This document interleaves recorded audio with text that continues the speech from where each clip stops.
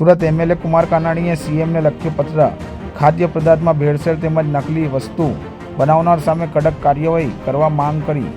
મુખ્યમંત્રીને લખેલા પત્રમાં કિશોર કાનાણીએ જણાવ્યું હતું કે ખાદ્ય પદાર્થ તેમજ ખોરાકમાં ભેળસેળ કરનાર સામે કડક કાયદાની જોગવાઈ બાબતે મેં તારીખ 25/5/2023ના રોજ પત્ર લખેલો હતો, પરંતુ આ બાબતે કોઈ કાર્યવાહી થઈ નથી। ભેળસેળ કરનાર લોકોને કાયદાનો કોઈ ડર જ નથી રહ્યો, કારણ કે કાયદો પાંગળો છે, જેના કારણે ભેળસેળ કરનાર બેફામ બની ગયા છે। હવે તો ભેળસેળથી પણ આગળ વધી આવા લોકો નકલી ખાદ્ય સામગ્રી બનાવી રહ્યા છે અને લોકોના જીવન સાથે રમત રમી રહ્યા છે, જે ખૂબ જ ગંભીર બાબત છે। આપણે ઘણા સમયથી જોઈએ છીએ કે ખાદ્ય પદાર્થો અને સામગ્રીની અંદર ખૂબ જ મોટા પ્રમાણમાં ભેળસેળ થઈ રહી છે। આરોગ્ય વિભાગ ફૂડ ડ્રગ્સ દ્વારા સેમ્પલો લેવામાં પણ આવે છે, ઘણીવાર એ સેમ્પલો પણ ફેલ થાય છે। હવે તો ભેળસેળ તો ઠીક છે, પણ હવે સંપૂર્ણપણે નકલી બનાવટો। હમણાં 2 દિવસ પહેલાં આપણે જોયું કે જે ઘી પકડાયું સંપૂર્ણ નકલી। તો મને એવું લાગે છે કે ખાદ્ય પદાર્થોમાં ભેળસેળ કરી અને નકલી બનાવવું એ ખૂબ જ ગંભીર ગુનો છે અને માનવ જીવન સાથે છેડા થઈ રહ્યા છે, માણસની જિંદગી સાથે રમત રમાઈ રહી છે। આવી ગંભીર બાબતની અંદર ફૂડ એન્ડ ડ્રગ્સ વિભાગ, આરોગ્ય વિભાગને કડક કાયદો હોવો જોઈએ, આ મારી માગણી છે।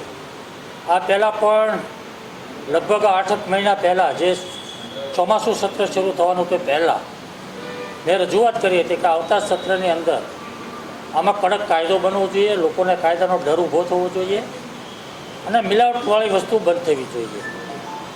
પરંતુ આજે આનું પ્રમાણ વધતું જાય છે। આજે સરકાર કેન્સર જેવા રોગો જે ખેત પેદાશોની અંદર દવાઓનો છંટકાવ થાય છે, એનો ઉપયોગ થાય છે, એ બંધ થાય એના માટે પ્રાકૃતિક ખેતીની વાતો થઈ રહી છે।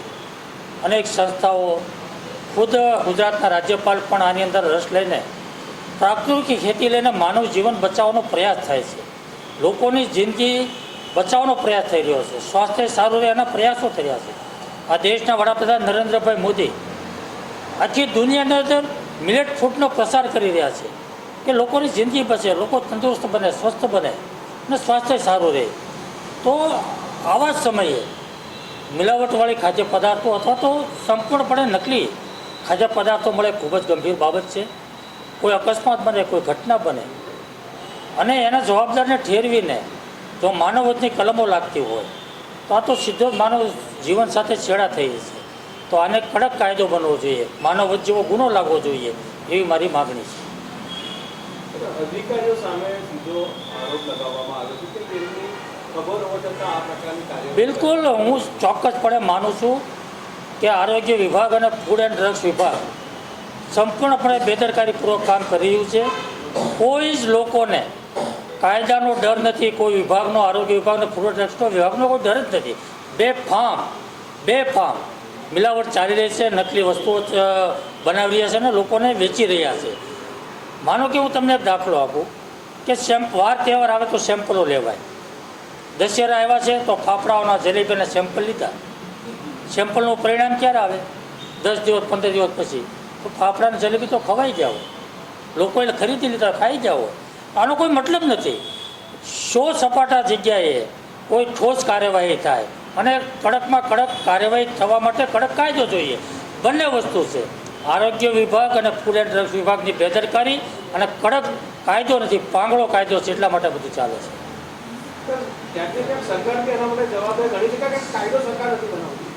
સરકાર કાયદો બનાવવા માટે જ મેં સરકારશ્રીને વિનંતી કરી છે કે વિધાનસભાનું સત્ર આવી રહ્યું છે અને મારી માગણી છે કે આ સત્રની અંદર કડક કાયદો બને।